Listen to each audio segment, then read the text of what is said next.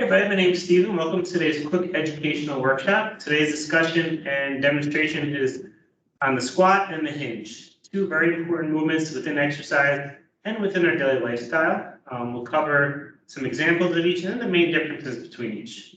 So we'll start with our squat. The squat position, first we'll start on the starting position of your squat. So your feet should be a little wider than your hips, just very slightly, probably more lined up with your shoulders. Your feet are planted into the floor. So you want to make sure, think of like a screwdriver, your feet are planted, screwed into the ground, so your hips are rotating out. That's going to allow you to get deeper into a squat position more easily. Upper body is part of the squat. Shoulders are pulled back and down. Posture nice and tall here. And your core is engaged. Your hands can be out in front of you or elbows bent. And the first position of the squat, which most people get mixed up, is you're not bending your knees first, you're actually pushing your hips back and down. So what I mean by this is you're standing in your squat position. If you bend your knees, those knees are going to drop forward. You want to initiate the squat by pushing your hips back and then down at the same time. That's going to keep your hips back, keep the weight on your heels, and prevent that knee pain you might experience from having your squat come forward. So I'll demonstrate that again. So core is engaged, shoulders back, feet screwed into the ground, externally rotating out, hips go back and down. You'll see my hips stay behind me, and then you drive out of the squat. So always nice and controlled motion down, dragging straight back up. Now, a couple of things. If you have trouble with range of motion with your squat, a quick tip is if you have some sort of small weights at home, or even your mat you can roll up, what you're going to do, elevate your heels so your weights go underneath your heels. And what this is going to do is create a biomechanical advantage, which means it's going to assist you with getting deeper into a squat so you learn the motion without struggling with the mobility. And then you can work up to a normal body weight squat on the ground. So weights on the heels, same thing, hips engaged, core is engaged, shoulders back. Push it down and back. You'll notice I get a little bit lower, just a little more easy. So nice and slow, down, back. Another common misconception or kind of miscue with the squat is when you're squatting, people's knees drop in, or when they're down here, they push their knees too far in. The way to work on this is if you have a mini band. So you have a mini band. You can slide it onto your legs and go right above your knees. What you're going to notice right away is that band is pulling onto your quads, pull in. So this is going to teach you as you're squatting, drive those knees out and back up. So it's going to teach you to focus on driving out, and this is also going to allow you to squat a little bit lower, a little more easier. If you do want to add weights to your squats, I always suggest and recommend starting with the front squat. So the weights kind of rest on your shoulders. One of the easiest squats to learn. Same thing, core is engaged, feet drove into the floor, hips back and down, nice and slow, and back up. Having the weight in front of your body instead of a back squat help with counterbalancing. So as you're pushing those hips down and back, weights are here, it's counterbalancing, allowing to be more stable in the squat position.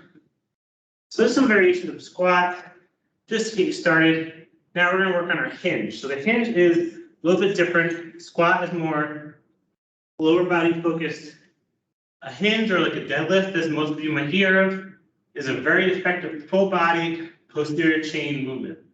So I mean by posterior chain, I mean it's working every muscle from your calves up your back to your shoulders. Now, a hinge you can start without weight. You don't need weight for this movement. And the difference between this and a squat is your feet are actually a little closer together. So you're probably more lined up with your hip, feet point straight, and you're not bending your knees too much. So standard hinge, all you're doing is shoulders are pulled back and down, your core is engaged, and you're pushing those hips back, sliding your hands down your legs. You should start to feel a stretch in your hamstring. Once you feel that stretch, you push through your hips and drive straight up. The key with this movement is always bending from your hip, squeezing your core and your shoulders stay in proper posture the whole time.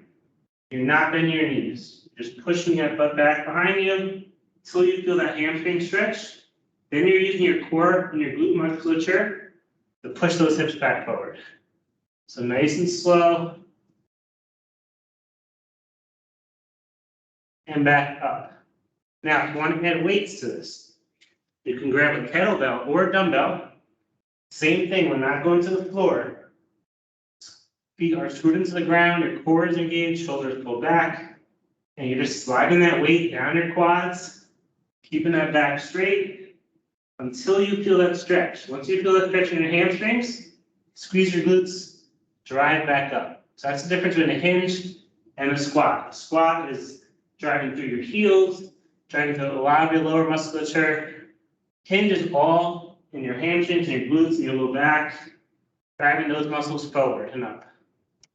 Now, to progress from just the basic hinge is probably what you hear of our standard deadlift. So a deadlift is from the ground. If you have a weight, you can use a kettlebell or a dumbbell again. It's a little bit different than just a standard hinge. So starting position, the weight is lined up with between your toes, so straight line. That weight is coming straight up and down. You're gonna reach down, grab that weight. So it's not a squat, so not down here. Hips a little higher. Shoulders are pulled back, so you see I have a flat back behind me. Core is engaged. And you're driving through your feet first, driving through your hips, pushing those hips forward, squeezing your glutes, and then slowly controlling that weight back down. Tap the floor, drive back up. This is a deadlift. So it's driving through your feet, through your hamstrings, through your glutes, all the way back up, and nice and slow back down. You can make it heavier if you want to. You can also add the single leg aspect of the deadlift. So you can do this without weight. All that is a single RDL or remaining deadlift.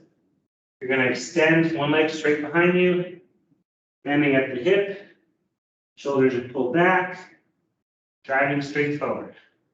So the next variation, a little more intensive or a little more advanced, I would start with traditional deadlift.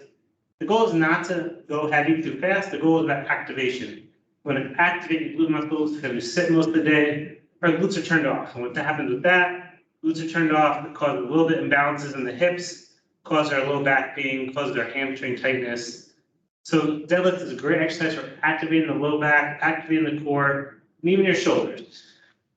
They're very different in formation, but they complement each other. So in their everyday lifestyle, an example that kind of a little bit of both is if you're picking up groceries. If you're going to the grocery store, this would have had groceries. You're squatting down, deadlifting, shoulders back, picking up that bag of groceries. You have a box in your house, you're moving boxes around, say around the holidays. You're going to kind of want to squat down, make sure you have that back supporting you, pick up that box. Both great movements, both a lot of variations for different levels of ability. So feel free to try each variation on your own. If you need a little more help, you can always reach out to your health and staff, and we're happy to help you with it. Hope you enjoyed today's educational workshop. Have a good rest of your day.